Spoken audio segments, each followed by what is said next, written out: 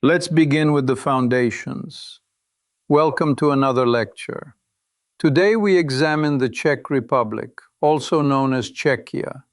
We will treat it as a case study in Central European geography, state formation, religious reform, and contemporary integration with Euro-Atlantic institutions. So, I guess we can start by thinking about who we are. I am Priyanka, a doctoral student. I will be asking the questions that we, quietly wish someone would ask out loud. And I am Professor Alexei. We shall proceed with clarity, a touch of dry humor, and a firm respect for dates and definitions. Maybe the best place to begin is by asking a simple question. What is Czechia, in plain terms? To frame our discussion, Czechia is a landlocked country in Central Europe. It borders Germany to the west, Poland to the north, Slovakia to the east, and Austria to the south. Its territory sits atop the Bohemian Massif, with river basins that drain toward three seas via the Elbe to the North Sea, the Oder to the Baltic, and the Morava into the Danube system. The capital is Prague, a political and cultural hub with a remarkably well-preserved historic core. Other important cities include Brno, Ostrava, Plzeň, and Liberec. Speaking of state design, it is a unitary parliamentary republic with a bicameral parliament. The Chamber of Deputies is the lower house and the Senate is the upper house. The president is directly elected and appoints a prime minister who must command the parliamentary majority. As of the mid-2020s, the president is Petr Pavel and the prime minister is Petr Fiala. It is worth noting that some summaries lag in updating leadership fields, which can produce outdated pairings in the written record. And the language and everyday basics. What should we know?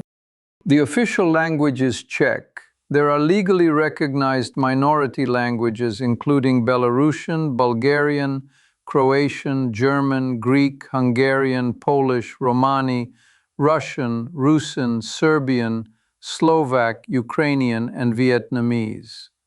Law guarantees that members of traditional minorities may use their language in dealings with authorities and courts, with translation at the agency's expense when needed. The Slovak language is a special case, and owing to close kinship and specific statutes, it can be used in defined administrative contexts without certified translation. The currency is the Czech koruna. The time zone is Central European time, with daylight saving observed in line with the European Union. The motto is "Truth Prevails," and the anthem asks, "Where is my home?" The patron saint is Saint Wenceslas. So moving on. Why should we care beyond a map quiz? What is at stake today? In this context, the stakes are twofold. First, Czechia is a NATO member since 1999 and an EU member since 2004, operating a high-income social market economy with universal healthcare and free tuition universities. Second, understanding Czechia clarifies persistent confusions. Bohemia is the historical western region, while Czechia is the modern state comprising Bohemia, Moravia, and Czech Silesia. And no, it is not Chechnya. The similarity is orthographic, not geographic. Finally, naming matters. Since 2016, the government endorsed the short English name Czechia, now widely used by the UN, EU, NATO, and mapping platforms, though both forms continue to circulate. I think the next thing we should talk about is some basic facts and history. Maybe a few striking images to anchor the timeline. Let's start with the history. In the Upper Paleolithic, the Venus of Dolní Věstonice in Moravia dates to roughly 29,000 to 25,000 years before our era, and is the oldest known ceramic figurine, which tells us that symbolic technologies preceded utilitarian pottery. Moving forward, the Principality of Great Moravia in the 9th century hosted the mission of Cyril and Methodius, who developed Old Church Slavonic and the Glagolitic script. Around 870, the Premyslid dynasty formed the Duchy of Bohemia, which by 1212 had royal status confirmed by the Golden Bull of Sicily. Prague became an imperial seat under the Luxembourgs, most famously in the 14th century under Charles IV, and again under Rudolf II in the late 16th and early 17th century. The Hussite movement erupted in the early 15th century. Between 1419 and 1434, Hussite forces defeated multiple crusades and forced a negotiated religious settlement. In 1618, the defenestration of Prague ignited the 30 Years' War. The Bohemian estates lost at White Mountain in 1620, triggering a long counter-reformation and tighter Habsburg control. Fast forward to the 20th century. In 1918, Czechoslovakia declared independence as an industrially strong Central European democracy. And in 1939, Nazi Germany created the Protectorate of Bohemia and Moravia. Post-war expulsions of German-speaking populations radically changed the country's demography. In 1948, a communist coup installed a single-party regime. The Prague Spring of 1968 was crushed by Warsaw Pact forces. The Velvet Revolution in 1989 restored democracy, and on the last day of 1992, Czechoslovakia dissolved peacefully, so that on 1 January 1993, the Czech Republic began its independent life. And today, can we say a few numbers to calibrate scale? Clearly, the area is approximately 79,000 square kilometers. A 2025 population estimate places it at about 10.9 million. The 2026 IMF database lists nominal GDP near 433 billion US dollars, and GDP at purchasing power parity near 691 billion. Per capita values are roughly $40,000 nominal and $63,500 at PPP. The Human Development Index is very high, at 0.915 in 2023, ranked around the upper 20s among countries. Income inequality is relatively low, with a Gini coefficient near 24. These figures align with an export-oriented manufacturing base, complemented by advanced services. Before we get to the complexities, a brief personal note. I first lectured in Prague in a hall where the chalkboards were older than most research assistants. After seminars, we would walk across the Charles Bridge at dusk. One learns that in Prague, stone remembers. It remembers Hussite sermons, Habsburg decrees, and the quiet resolve of 1989. And it makes a mathematician feel small in the best possible way. That was helpful to think through, actually. So, the deep questions. Could we outline the three we plan to explore? This logically leads us to three inquiries. First, what were the long-term effects of the Hussite movement? Second, counterfactual analysis. What if the Bohemian rebels had won decisively at White Mountain in 1620? And third, forward-looking policy. How will Czechia navigate future relations within the European Union? I think the next thing we should talk about is the first one. Hussitism and its legacy. Why does it matter beyond Czech history classes? It's crucial to understand that the Hussite movement introduced themes that later permeated the wider Reformation.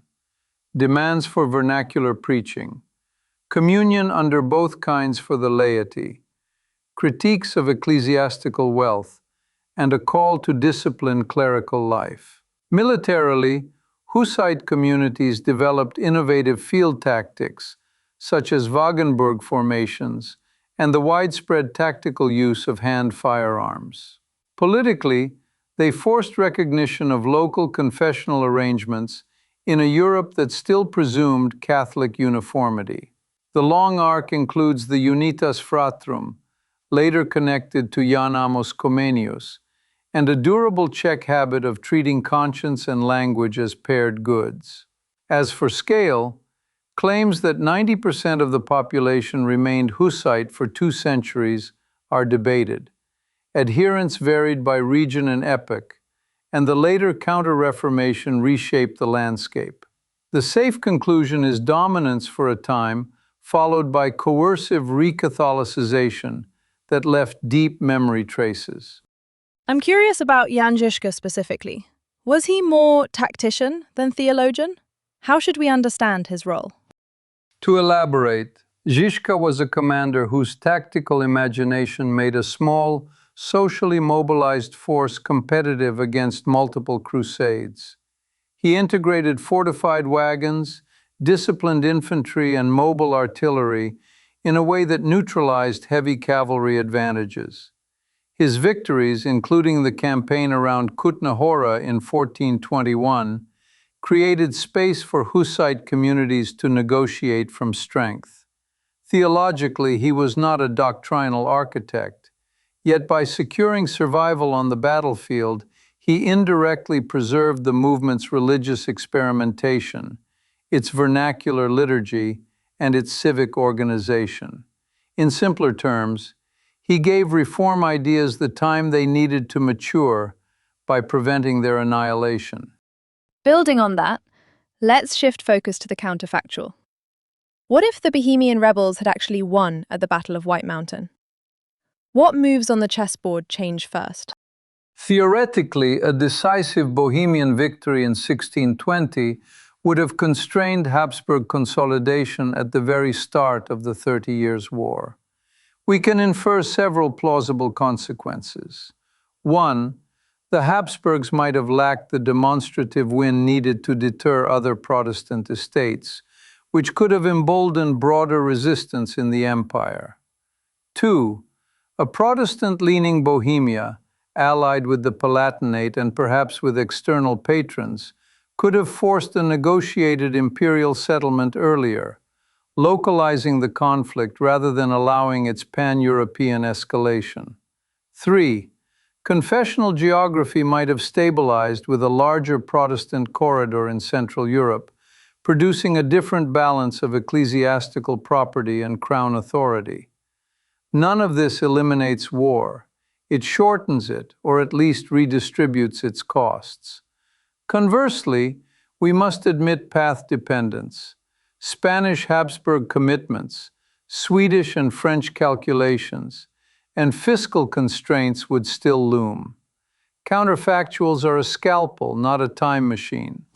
From a different angle. If that Protestant Bohemia had endured, what might it have meant for the region's long-run political balance and identity? Arguably, it would have normalized a pluralist imperial constitution sooner. A Bohemia that secured its estate's privileges and religious autonomy could have acted as a keystone between German Protestant principalities and the Polish-Lithuanian Commonwealth, altering trade routes and learned networks that later clustered elsewhere. Linguistically and culturally, one might have seen a stronger continuity from Hussite to later Protestant currents, reducing the severity of 17th century population loss due to expulsions and flight. That said, Habsburg Vienna might then have pivoted earlier to consolidate in the Danubian south, with its own downstream consequences. In conclusion, the most robust takeaway is about margins. Early wins at the margin often harden into centuries-long institutional facts. To shift gears a bit. The third question looks forward. How will Czechia navigate its future inside the European Union? What pressures and opportunities stand out? We observe a durable pattern. Czechia operates a diversified, export-oriented economy embedded in European supply chains. With very high human development and relatively low inequality, it sits in a position to bargain for rules that protect the single market, while allowing domestic policy discretion. Key vectors include energy transition timing, digital competition policy, and cohesion funding for regions that still adjust after industrial restructuring. Monetary policy remains domestic with the Czech koruna, which provides a macroprudential lever, yet imposes transaction frictions with Eurozone partners. On defense and security, NATO membership structures commitments.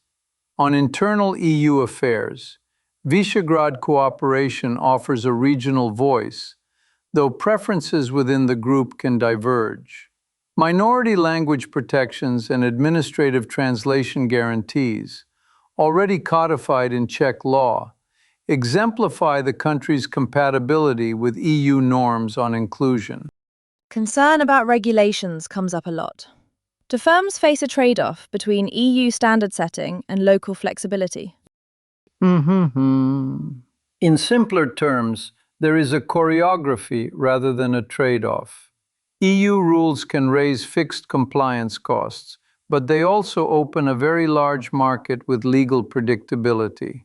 Czech firms in automotive, engineering, and high-value services tend to benefit when standards are clear and evenly enforced. The policy art is in sequencing. Invest in skills, research, and grid modernization early so that regulatory changes translate into competitive advantage rather than stranded assets. Areas for further research include how Czechia can shape digital and industrial policy committees in Brussels, how it times any future euro adoption, and how it leverages its low inequality and high education access to move up the value chain. Maybe that's something we can come back to later. For now, could we wrap with a quick recap? To summarize, Czechia is a Central European parliamentary republic comprising the historical lands of Bohemia, Moravia, and Czech Silesia, with Prague as its capital and a modern high-development economy. We examined 3 questions: the Hussite movement's long-term effects on religious practice, military innovation, and national memory, the counterfactual of a Bohemian victory at White Mountain and its potential to reshape the 30 Years' War, and the strategic choices that will define Czechia's future within the European Union. For further study, consider the Visegrad Group as a regional instrument for policy coordination inside the EU. Thank you, Professor. That was a lot, and it made the map feel more like a living archive. This concludes our lecture for today. Truth prevails, but careful footnotes help. Until next time.